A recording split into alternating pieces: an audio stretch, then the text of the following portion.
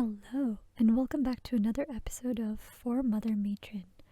So this is, I'm not sure which episode this is, but if you remember what happened last time, Lizzy and Pux were attacked by a group of flying flesh bats, and so they ran away into a room where, after hearing a buzzing sound, Lizzy lost consciousness when she woke up again.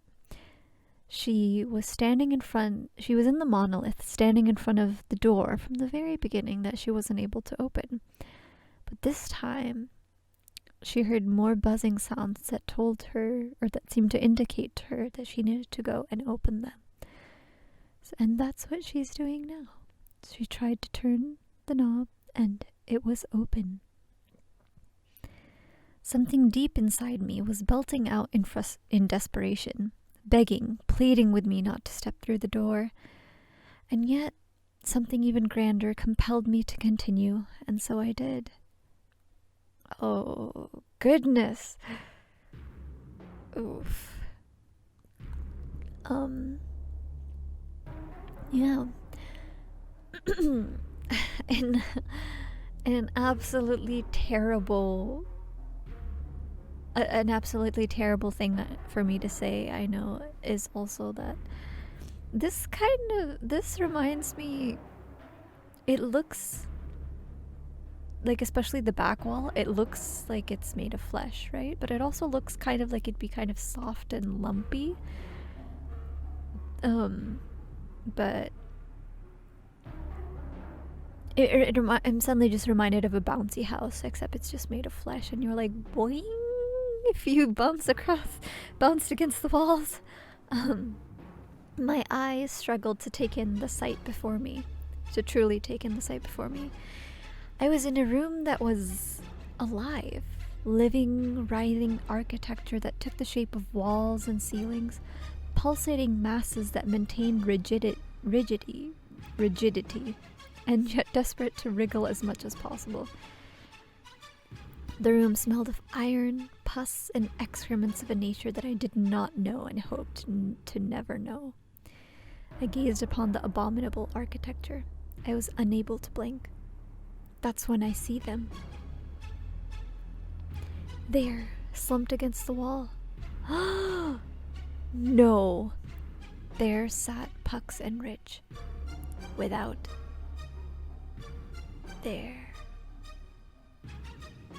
their eyes. I want to scream, but my body refuses to cooperate. At first, their stillness convinced me that they were dead. They were just there, lying against the wall, bodies limp, mouths slack with dried spittle at the corners. And yet their chests were slowly expanding and contracting. They were breathing. I hesitate to say they were alive, but their bodies still functioned. You're in danger. She's remembering that again. My dear child.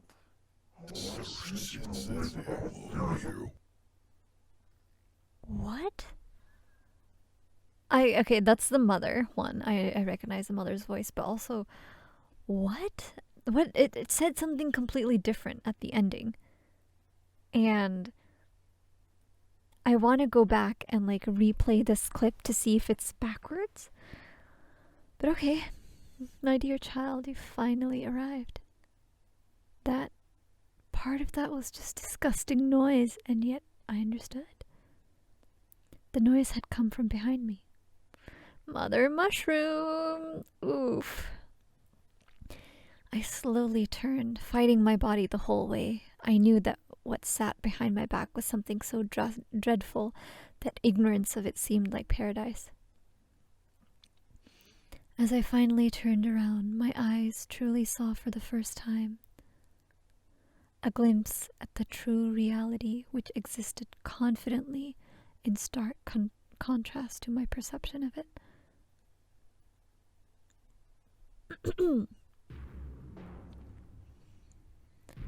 In front of me, at the center of the room of flesh, stood an abhorrent, towering thing with horrible appendages and eyes as black and unforgiving as the void.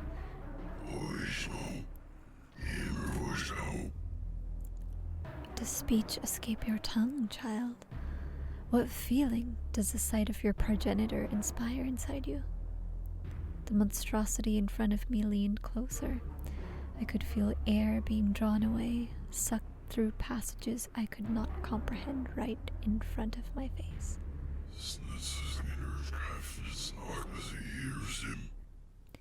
You reek of many things, child. I smell awe, I smell confusion, yet what I smell most predominantly is terror, unease. I see it written inside the flesh on your skull. You desire nothing more than to escape my visage. You wish to flee to a place further than just away from the monster. You would gladly throw yourself into a chasm full of razors, salts, and acid if it meant you'd be rid of me in the new world you've discovered. Your life has never been easy. The same is true of your brothers and sisters and others. You struggle day in and day out, working your young and malnourished body to just before your breaking point.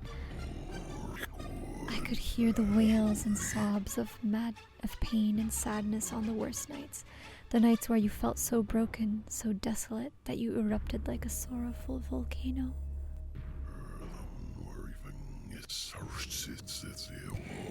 And yet, despite all of this, you've managed to persist. You've managed to keep a breath in those lungs and even still retain the desire to do so. What for, I wonder? I could feel my eyes burning as warm tears were beginning to claw their way out. My teeth would not stop chattering, and my body would not stop quivering like a dying fly. You persisted. You persisted because you believed there to be a point. You believed there to be a reward for it all. You believed it was all a necessary evil for the good of yourself and others. And the tall mass of pulsating and slimy flesh crept ever so slightly closer. I could focus on nothing but the black pits that I could only understand as eyes. What do you believe now, my child? I peered deep into those eyes, hoping to grasp some kind of understanding of this being. All I could find was an endless void, one that threatened to consume me and all that I was until all that remained was a memory of dust. You see the truth, don't you? You see the point in it all, or rather, the absence of one. There was no point, no deliverance from agony. The pain is eternal, unending. It crept even closer. The creature's eyes closed slightly, and its head tilted upward. It was an expression I could only interpret as enjoyment at my expense. What are you?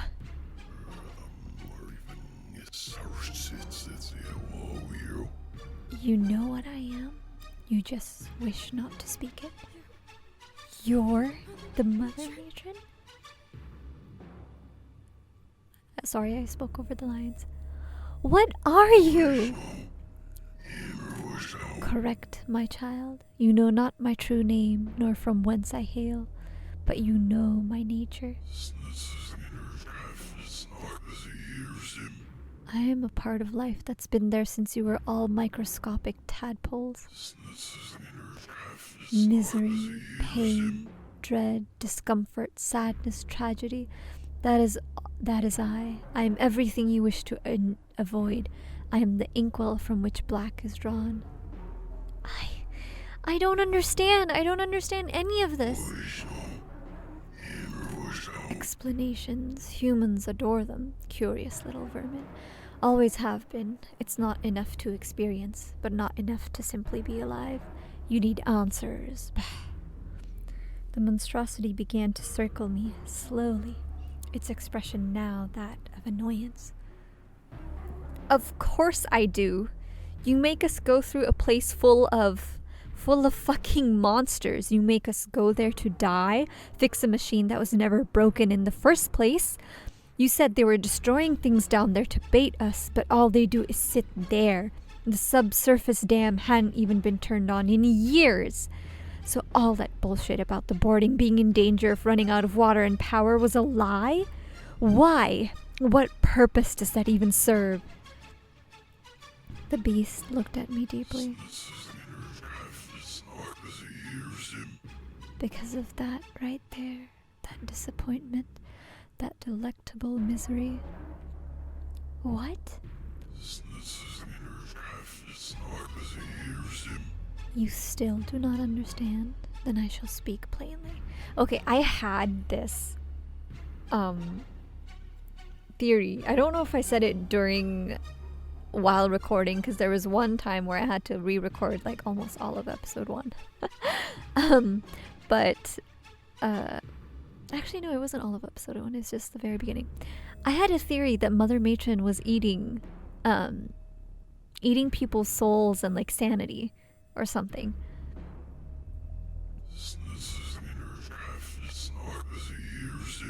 The boarding, the crepuscule, the poor living conditions, the monsters, that endless drudgery of malnourishment and overwork day in and day out. It is all by design. Because, quite simply, you are all cattle to me. What does that even mean? I feed off that misery and suffering. Or rather, something your brain produces as a result of it. Ah, fuck. Oops, sorry. Even though I know I've been saying swear words throughout the entire time, I feel a little bit shy. The creature sulked forward and tapped the top of my head with one of its leg arm things. I flinched at the touch.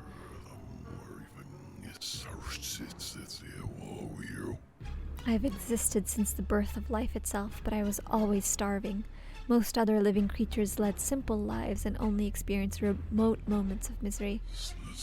I used to feed passively, just sucking that delicious, shadowy petrichor out of the air whenever possible. Rare, but exceedingly delicious and nourishing. I knew no other existence, and so I simply lived with borderline starvation for a time. Until humans came. Something about all of you. It is as if you're wired to make life difficult for yourselves. You spend all this effort to survive comfortably, but once your basis needs are met, you work tirelessly to create new problems, cause conflicts, pursue impossible and painful goals, even kill each other for no reason at all. Just turning your lives into endless misery and dread. Just saying, Mother Mushroom, I don't know if you realize, but, you don't have to put people in, like, a boarding house like this to, like, live off of people's misery, you know?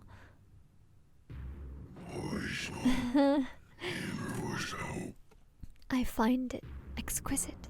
An entire species where even a single person could feed me forever if their death was nullified.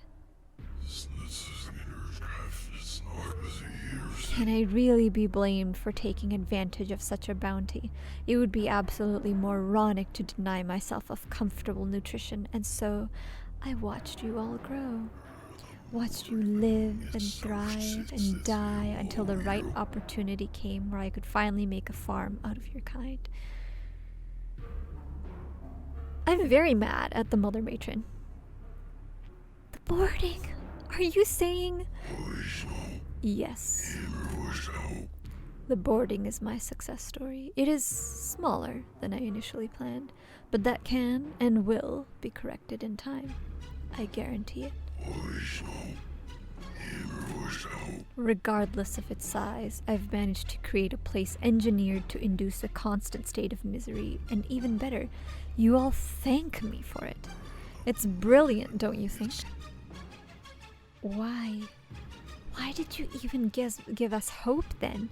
Why did you try and tell us things could get better if all you fucking wanted was pain? Simple. Without any kind of hope or drive, you all would be working tirelessly to kill yourselves. A farm where its cattle die off is not a particularly productive one. No. If you must die, I want it to be when you are experiencing true dread. I want to taste it with my own tongues and feel the volume of it fill my stomach to bursting. Also, I just realized it's this the rehabilitation symbol at the bottom. My stomach was churning. I couldn't believe a word about what I was hearing. I wanted to vomit everywhere, and I would have had food still been in my gullet.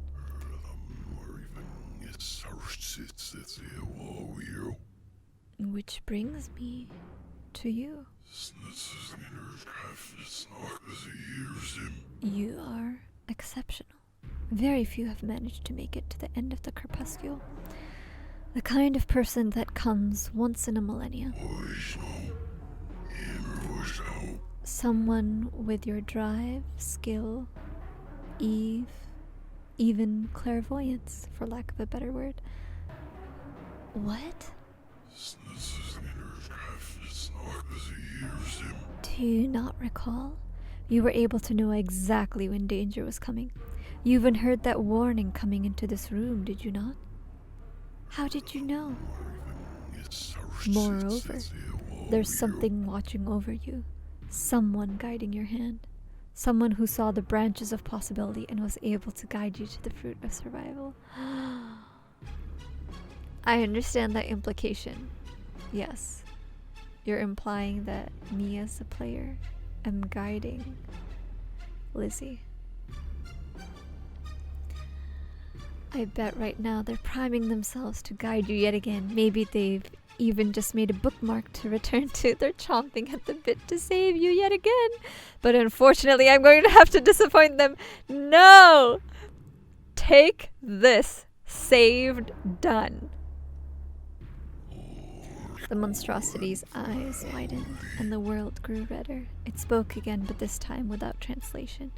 My head felt like a box filled with 1,000 buzzing saw blades bouncing around the room.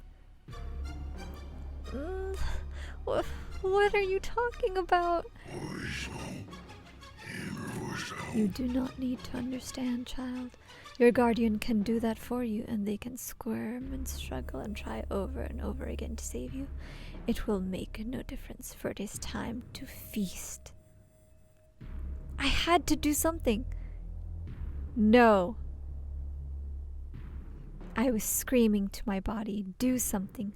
Literally anything. Please. Can't save her, you vermin. No, save. I struggled, screamed, pleaded with the unseen powers that be that could deliver me from the Mother Matron's clutches. I am begging you with all that I am, please save me, please save me. No, I want to save her.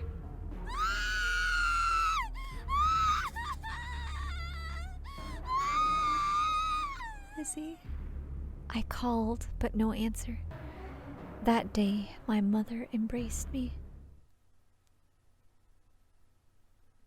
But this is a memory. In that abyss of darkness before wakefulness, another memory floated to the top, something buried deep that finally was dislodged.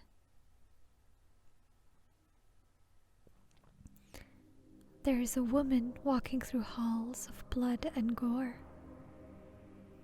The woman is walking with a slow limp. She's carrying a baby in her hands. The baby has my face, an infantilized version, but my face nonetheless. The baby is crying, its feeble brain unable to comprehend the red that spatters the halls and the distress on the woman's face. There is no explanation for the poor thing, the comfort to be found despite the woman's best efforts. It's a reality that's finally completed its metamorphosis into surreality. Surreality and pain. Forever.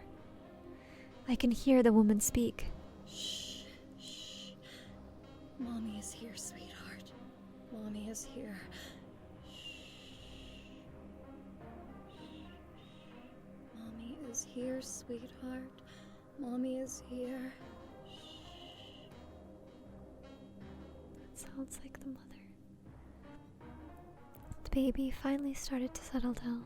The woman's eardrums relax. She continues walking. The soles of her feet unavoidably dyed red from the blood-soaked floors. I figured out what your name is going to be. Finally. Lizzy. That's your name. Lizzy. Better late than never, right? Oh. She gazes into my eyes with a look of sadness that is incredibly profound and unbearable to look at. I really messed up, sweetheart. You probably won't remember any of this, but this is the only chance I'll have to tell you. The only chance I'll have to apologize to you. I'm so sorry. I messed up. You're in danger, and there's not a damn thing I can do now. I should have seen the signs. I shouldn't have listened to my mother. This place is hell. I knew it was the minute I walked through the door, but Mom insisted. She said they would fix me, that I come out of it feeling better than I ever had. I did everything they told me to.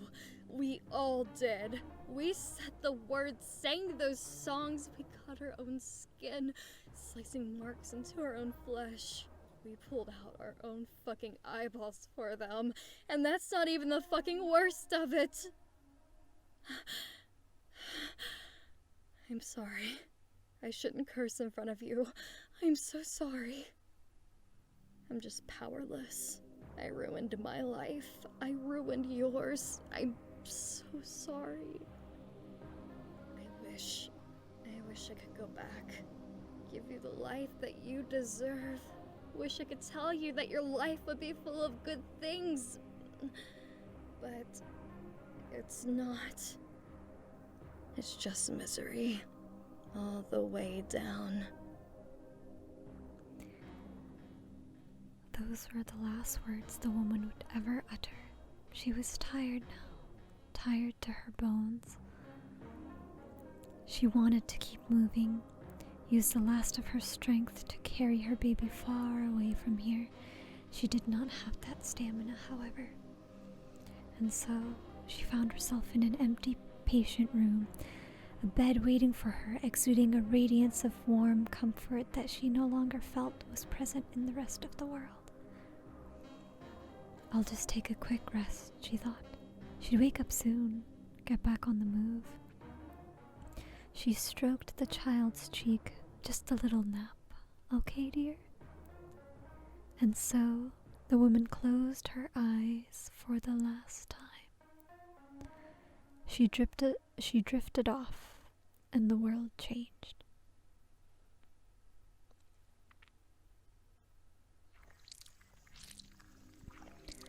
Which leads me to the present, I believe. Was that memory elucidating? I'm not really sure. Maybe more pieces of the puzzle are lying strewn about the ether. Or maybe I'm not meant to really understand it all. I've remembered something important, though. The true nature of this place. I tried to retreat to a comfortable delusion without even realizing it. Perhaps it's a side effect of whatever depravity has been done to my eyes, for they no longer reside in my skull. Perhaps my brain is desperate to create visual stimuli in the complete absence of it. A futile effort to delay the inevitable mental shutdown.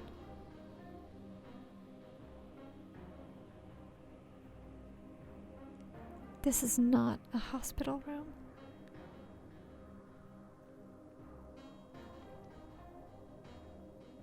It is a womb. I cannot see it, but I feel it. A warm and wet cocoon of gooey flesh and slime. I feel something poking into the back of my neck near its base. An appendage that is contracting, pulsating, sucking. My body is growing increasingly heavy. There's another sensation too. A sensation of relief. As the mother matron continued to drain my body of all that made it Lizzy, I realized now that she was right. Misery is eternal.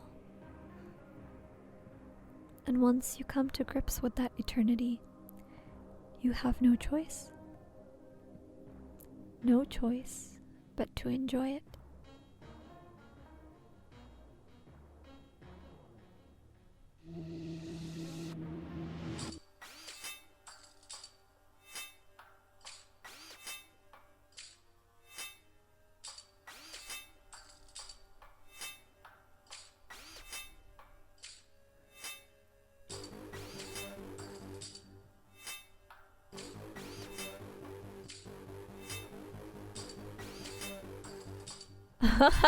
Like all of it.